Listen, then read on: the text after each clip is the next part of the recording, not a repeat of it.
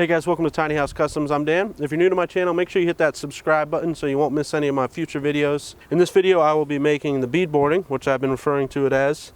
It's got tongue and groove joinery in it, and it's got to fit inside this thingy.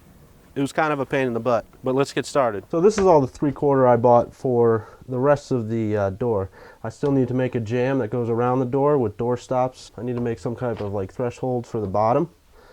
And then I also have to fill in this web that's in that lower section of the door. So I want to take a quick inventory of all the pieces that I have so that basically in my head I know what each piece is going to be. Some of these boards, this one right here, has some type of imperfection in it, and I wish I would have seen it when they smoothed these boards for me at the lumber yard. But what I think I can do with this is hide it behind door stops and hide it in the hinges, but I think these imperfections I can do away with. So I'm going to use this one of these pieces as my side rail. Listen, while you're doing away with those imperfections, can I do away with you too, please? Thank you. So basically I just went through everything and I looked at all the pieces, figured out where they're going to be used, and I figured that these pieces will be for the outside jamb. So on the base of the door, I think I'm going to do 4 panels that run inside of here. So I need 4 pieces that are 32 inches. It's a little bit bigger. I'm going to cut them big and then I'll cut them and bring them to size. So I have these 3 wider pieces. I don't know exactly what they are. They're not specific. What I'm going to do is cut them to 32 inches and rip them so that I have 4 pieces that are consistent. Now I don't need to use one of these pieces because I can get 2 pieces out of each piece, so that'll give me the 4 pieces I need. So I'm going to look at these 3 pieces and try to find ones that are similar and the grain looks nice, and find the one that doesn't match. Now I noticed that these pieces are a lot lighter than the actual frame, which I think is kind of cool. So I kind of see that this one's a little darker than these outside 2. Check both sides. That's still darker.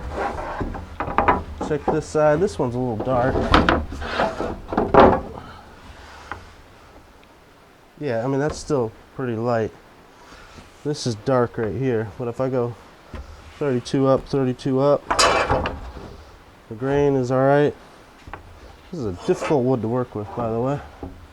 Grain is not straight. So I'm going to go with those 2 pieces for my panels that are going to go on the inside. I'll put these back in the lumber rack. So I want these 4 panels that are going to be in here to be the same size. So if I measure this roughly what it is, it should be 22.5 inches. I remember this goes in a 1/2 inch here, so whatever I have to here, I know to add a 1/2 inch. 22 inch 1/2 divided by 4 equals 5.5 inches. That's teeny tiny. I remember you telling a girl that was above average. Boom. Boom. I think those are too small. I think you should do 3. So I just cut one of the pieces down to the 32 inches. And I'm going to stick this one in here. I kind of like the way that looks with 3 panels like that, real wide. Originally in my head I figured that I was going to do 4 here, but I kind of like that wide panel, that beefy look. I'm going to check the grain on the wood. If it had a cup in the grain, I would know that this board's going to twist like crazy, but it's actually, I believe that term is called quarter sawn.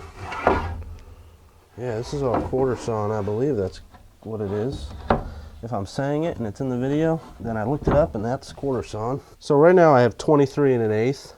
Now I know when I do this joint right here, it's going to make this a 1/2 inch shorter here and a 1/2 inch shorter here, and I still need to rip one edge of these boards because I just had them straight line cut it, meaning they just put a straight line on this edge and left the board raw on this edge, so that original milling cut is still there. I need to cut it to length and smooth that edge over.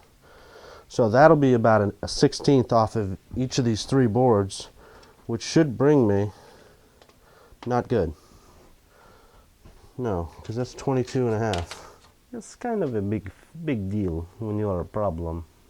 And you is a problem. So if I take this dimension, the inside, it's 21.5. I know I need to go in a 1/2 inch here, 1/2 inch there. And I know when I do the tongue and groove in here, it's going to make this board a 1/2 inch shorter right here and a 1/2 inch shorter here. So another inch. So I need to go 2 inches more, which would be 23.5. Now if I measure these, I have 23 and just about 1/4 of an inch. So what that'll end up meaning is that I'll end up with like an 1/8 inch gap on both these edges here. I'm going to mill them down. I'm going to get them close to where I need them to be. And I'm going to look at it and see how loose it is. If it's real loose, then I'll go back and do everything over again. So I was just cutting this board, and what happened, there was a lot of tension in this grain. As soon as I cut it, it pinched down on the blade, and now my blade's stuck in there. I want to be real careful not to bend the blade when I'm dislodging it from here. I'm going to push with my hip on the other end of the board, and I'm going to push right here.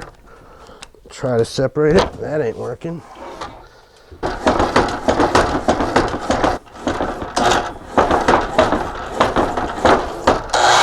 My gosh, you're a fucking hack. Now this cut doesn't really matter at this point because I still need to cut it down to length. So if it's a rough cut, it's all right. This is probably my least used tool that I own, my router. You've probably never seen me use it in any of my videos. But I did have to go buy a tongue and groove router bit.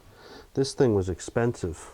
This thing was $60.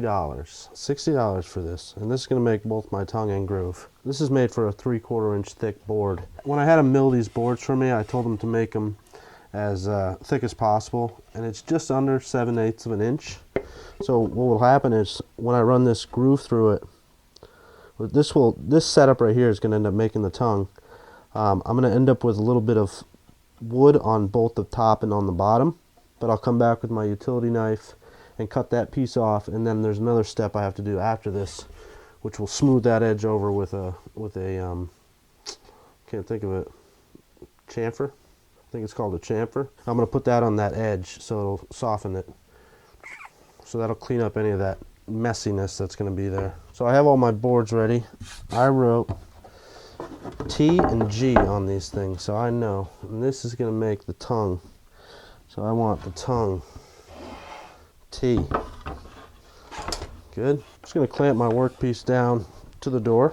Probably a horrible idea. I haven't seen you make one good idea in this whole project. Everything you have done has been stupid. I think I go this way.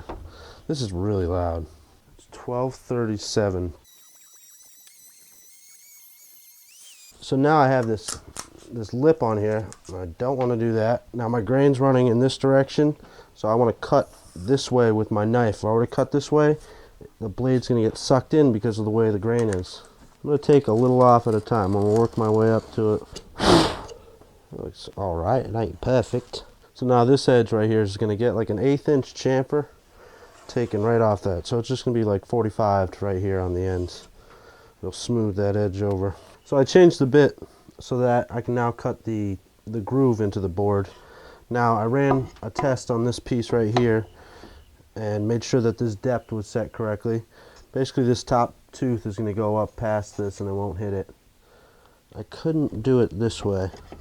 Well, I guess I could have. Probably would have been the safer way to do it.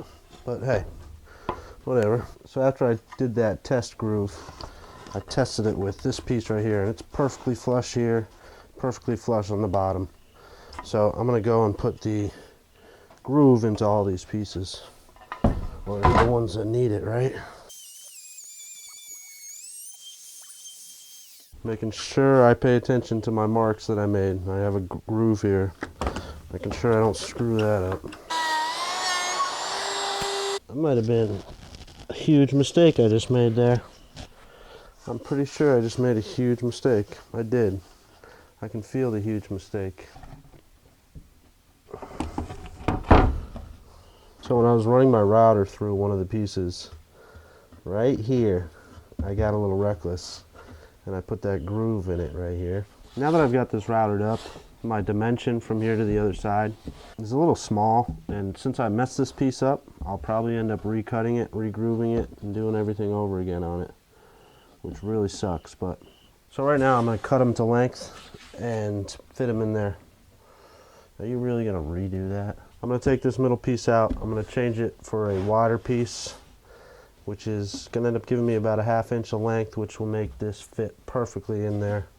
And now I just have to put grooves, a tongue and groove in this piece and cut it to length. So I redid this piece. I need to go back and fix the groove on it because it's not perfectly straight, but I'm going to test fit them now. Slide them in there, see how it looks. It should fit good.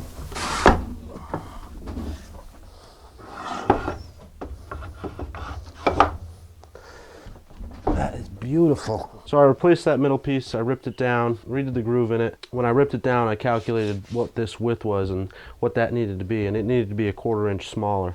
So I did that, and everything fits in there tight. It's good side to side, and it's good up and down, and everything's still square. That was a lot of work. I know it looked like it just came together, but that was about 4 or 5 hours. That's gonna go on Instagram right there, something like that. All right, guys, thanks so much for watching. I hope you enjoyed the video.